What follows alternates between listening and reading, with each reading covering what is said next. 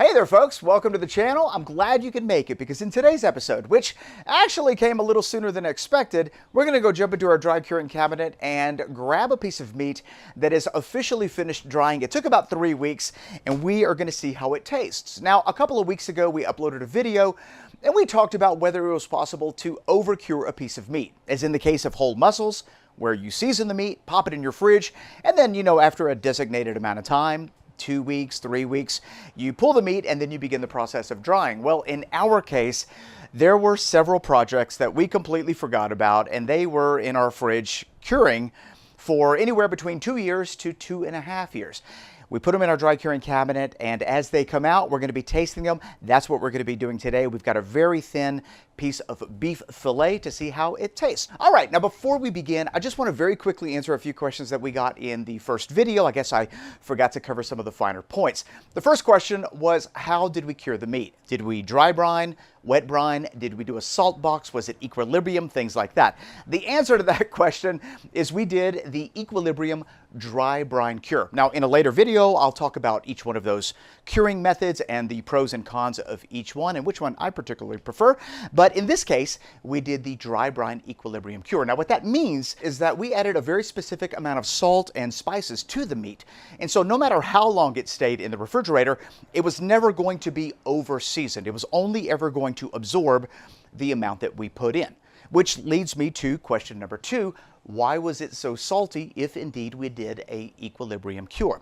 This is a tricky question, and to be completely honest with you, I don't know the answer just yet. Finding the information has been quite challenging, but the best that I can gather, and if you know any different, let me know in the comment section, is that your body perceives salty food differently when it's raw versus when it's cooked. If you season your beef fillet at 2.5%, much like we did with this particular piece of meat, and then cook it, it's going to seem extremely salty.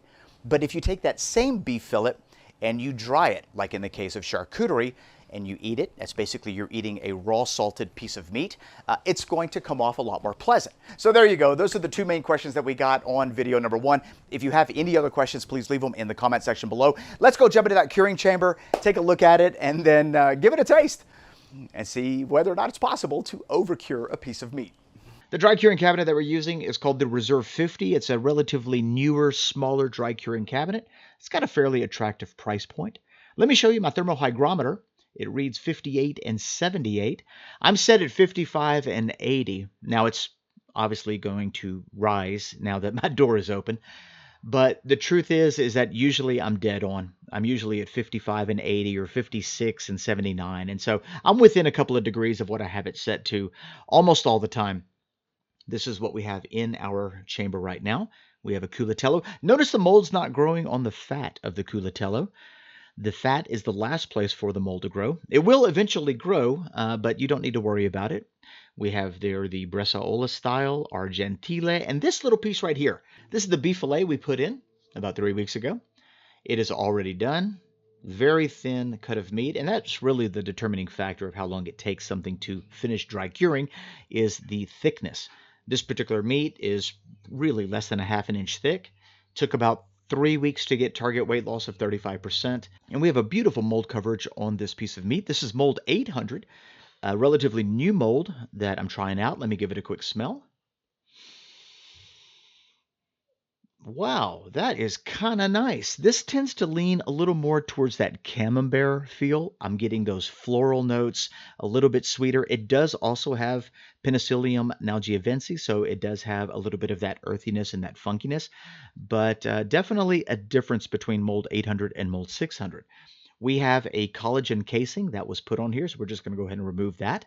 And if you are having a hard time removing the collagen casing, you can let this soak in water for just a few minutes. It softens that casing right up, and you can peel it without any problems. All right, so there we go. This is our finished cut of meat. Gorgeous color. Dark, beautiful ruby reds. Very happy to see this right here. When we give it a slice, let's see what the end piece looks like. Sometimes the end piece tends to dry a little faster. I am noticing a very slight bit of darker red at the very bottom. Nothing too concerning though. When we continue to slice, it looks like that Softens up quite a bit. And this right here is exactly what a piece of beef that's been dried to 35% looks like. Very happy with that. The only thing left is to see how it tastes. All right, folks, moment of truth. How does it taste? Take a little peek at that.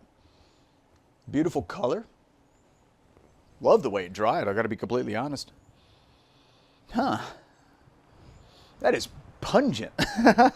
Almost is pulling off like this freshly dried beef jerky kind of smell. Very aged. Definitely funkiness coming from this thing. All right, let's just see how tender it is. Very tender. Pulls apart no problem. How does it taste?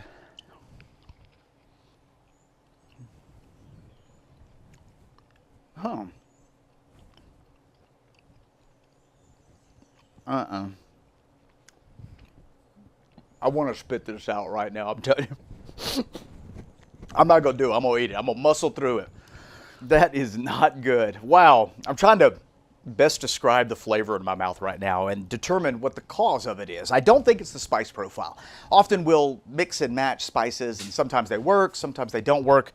But in this case, I think what I'm getting is this intense umami funkiness that's coupled with this overwhelming, very pronounced metallic, almost iron flavor of the meat. And I didn't get the iron metallic element when we cooked it. I was definitely getting the funky umami part, but this is new. And I think that, I don't know, maybe drying it has made it more pronounced. I think that leaving it in the bag for 2 years has allowed the blood to just kind of reincorporate, which gives it that iron flavor. The only other time I ever got something quite like this was when we wet aged a piece of meat for 6 months, or I don't remember how long we aged it. It also had a very similar, not quite as strong as this one, but it's not pleasant. It kind of lingers in your mouth. It almost has this hollow, wow, it's hard to even describe this. It's almost like a hollow flavor. If you have ever worked in a kitchen and you've tasted a lot of food, you'll know exactly what I'm talking about. It feels like it has too much, but at the same time is missing something critical. The salt level is fine. Actually, I feel like I could use more salt in this particular piece, and maybe that would overcompensate. But at the end of the day, this does not work for me. Maybe it might work for you. Take a look at the whole part. Outside of the flavor of that metallic and extra, like, obscene funkiness, like it's almost offending me. I love the way that this dried. It's a shame because this would have been an absolutely perfect drying project. I mean, overall, there's very little to no dry ring. It dried evenly, but the flavor is just way too intense. All right, let's make a determination, because at least for me, using a piece of beef this size, utilizing the dry brine method, letting it sit in your refrigerator for 2 years accidentally, does not enhance the flavor positively. It does enhance the flavor, and don't get me wrong, you may love it. I mean, if you are into wicked funky, deep, earthy, umami, metallic flavors, like if that's what you're looking for in a piece of meat, this is right up your alley. But for me, I tend to lean a little more towards the softer notes, the subtle notes, the sweeter notes, the gently aged rather than the extreme age, you know what I'm saying? And this is definitely extreme. All right, guys, there you go. Based off of today's experiment, I'm kind of leaning towards the idea that perhaps you can overcure a piece of meat. Now, don't get me wrong, it's not rotten or spoiled in any way. It's just bringing all of the flavors that I'm not looking for in a dry cured piece of meat. But like I said earlier, you may absolutely love it. I think that the window, and I'm totally speculating here, but I do think that the window for dry curing a piece of meat and kind of forgetting about it maybe 2 to 3 months. You know, 60 to 90 days outside of your target date might be kind of the limit. But once again, we'll have to do another experiment to find out. We still have 3 more projects that we need to test out. We've got the pork pancetta tessa, which will be interesting, the difference between pork and beef. We also have the bresaola style charcuterie. It's this exact project, but in a larger format.